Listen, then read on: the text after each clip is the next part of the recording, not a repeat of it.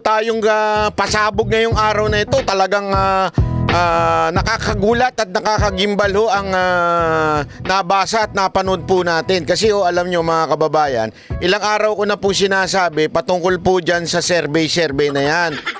Diba sabi ko nga sa inyo, minamanipula yung survey na yan para po magkaroon ng mind conditioning, ika nga, yung mga kababayan natin at maniwala sila na talagang gusto ng taong bayan na ma-impeach si VP Sara Duterte. Ngunit datapot subalit, nakita naman po natin sa nangyari sa prayer rally ng INC, ang tinig at lakas ng boses ng mga Pilipino na sinasabing ayaw nilang matanggal sa posisyon si VP Sara Duterte. Ayaw nilang ma-impeach at dapat pagtuunan ng pansin ang mga mas mahalaga pang mga issue sa lipunan, lalo na ang kahirapan and peace and security. Pero alam mo, yung mga congressman, nung hiningan sila ng panig patungkol po sa INC rally, keso sinabi nila, minority lang yan, di naman yan na majority. At ang majority ay yung tinig na gustong i-impeach si VP Sara Duterte. At anong pinagbabasihan nila? Yung survey.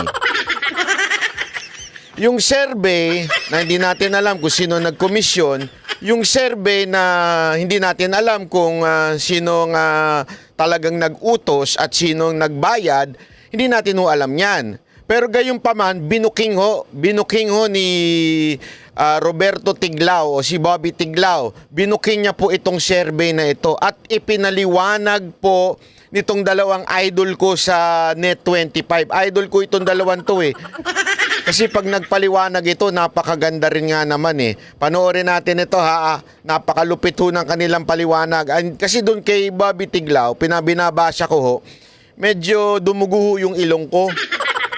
Alam naman po natin na English spokening si Bobby Tiglao pag nagsulat kaya nadugo yung ilong natin Pero gayon pa man, itong pinaliwanag ng dalawang host dito sa Net25. Kaya mas magandang ito ang ating itapik Ito ang ating reaksyonan, ika nga.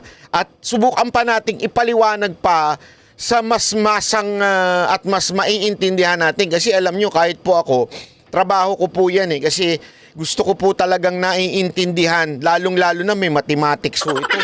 Kaya kailangan talagang unawain natin. At pag naunawaan natin, mas mauunawaan natin na tayo pala itinatarantado talaga ng mga opisyal natin sa gobyerno. Okay? Pakingge. Pasok, sir. Yun, na nalathala sa pamamagitan po ni Ginoong Bobby Tiglao na sa isang malapad na pahayagan sa araw na ito. Ang kanyang panimula, alam mo kung bakit nakatawag ng pansin sa akin ito, na nakita ko? Ano ba kanyang panimula? Sabi niya, maling-mali ang Social Weather Station o SWS report na inilabas po ng Philippine News Agency kung saan. Sino naglabas? Philippine News Agency. Saan po yun? Under po yun ng Office of the President. Ganun lang kasimple ho yun. Tapos ano pa sinabi dito? Maling-mali. Sablay na sablay, ika nga. As in, sablay ho. Nakasaad na 41% ng mga Pilipino ang sumusuporta sa impeachment complaint laban kay Vice Presidente Sara Duterte. Sinadya at malisyoso itong ginawa. Fake news, kumbaga. Nako, malisyoso. Ibig sabihin, may dahilan talaga kung bakit inilabas ito. Pag sinabi mo malicious, ibig sabihin, meron po itong gustong ipalabas o ipaalam sa tao na medyo mali pero ginawang malicious. Kaya nga fake news ito. Ito dapat ang pinatatawag sa kamera. Diba? Kung sino man yung gumawa ng survey na to. Kaya lang, dahil tuta ni speaker yung mga nasa kamera, imposible yung ipatawag ito. Kapag ka nabasa mo ito, hindi totoo. Mukhang maling-mali talaga. Anong batayan niya? Sige nga, anong batayan, sir? Meron po siyang binanggit dito, ang tunay na balita ay niya, Nelson, gamit po ang detalye at datos po ng SWS, mamaya ipakikita din natin, ay hindi nga alam ng 55% ng mga SWS respondents ang tungkol sa impeachment complaint. Ayun! Kita nyo na? Sinabi ko na ito kagahapon eh. Di ba? Sabi ko kagahapon, malamang sa malamang, tricky yung question. Patungkulo dito sa impeachment ni BP Sara Duterte. Ako nga, sabi ko nga, baka nga ang tanong ay, payag ka ba na dumaan sa due process si BP Sara Duterte sa pamamagitan ng impeachment? Baka ganun eh, di ba? O baka sabihin baka ang tanong okay ka ba na magkaroon ng due process si BP Sara Duterte? O siyempre, checkan nila yun. Sabi nila, siyempre, dapat lang may due process. Ano po ba yung due process na sinasabi? Ba malamang yung impeachment. Di ba? Kaya lang hindi ho totoo na may due process na naganap di ba? Yan, tuloy. Yan. O kakaunti lang ang nalalaman tungkol dito. Ayan, Nako. hindi kasi nalathala, Jen. Oho. Kasi tiningnan ko yung mismong survey. Ha? Lumilitaw na 47% lamang ang nakakaalam ng impeachment. Okay? At yung 53% na majority Oho. ay nalaman lang na meron palang ganito noong tinatanong na sila sa survey. Ayun! Ayun. Majority ng mga Pinoy ay walang kaalam-alam dito. Walang alam. Ibig sabihin, hindi alam yung impeachment na yan. Tapos nung nagkaroon ng survey, biglang pinaliwanag ko, no? Kung ano yung impeachment. Nako po. Talagang nananarantado na ho itong nambubudol na naman nga itong gobyerno natin.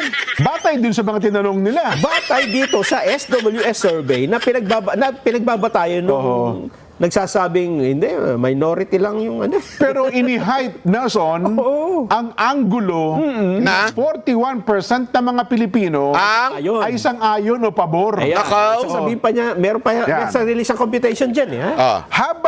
Habang meron daw pong 19% na sumasang-ayon sa impeachment complaint, nasa 27% naman, 27% ang kumukontra dito o walang posisyon sa usapin o kaya'y wala masyadong alam.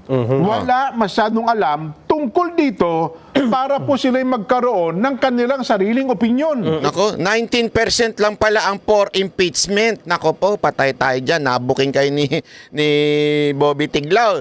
Alam mo, eto sa sobrang tindi nitong revelasyon ni Bobby Tiglao, hanapin nyo ngayon sa Twitter si Bobby Tiglao.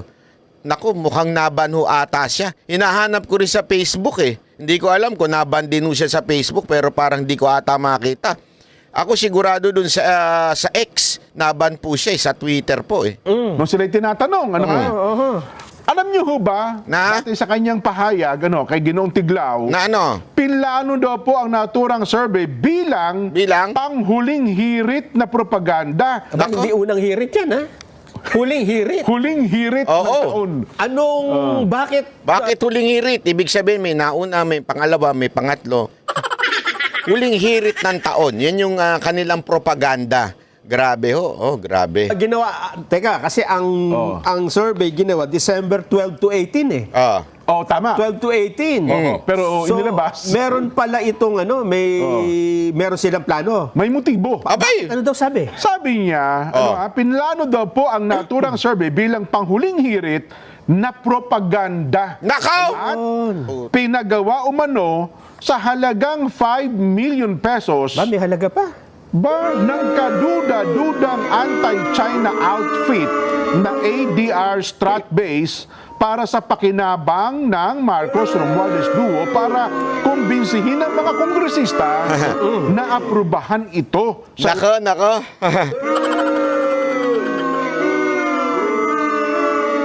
Meron akong alam pero hindi ko na lang sasabihin.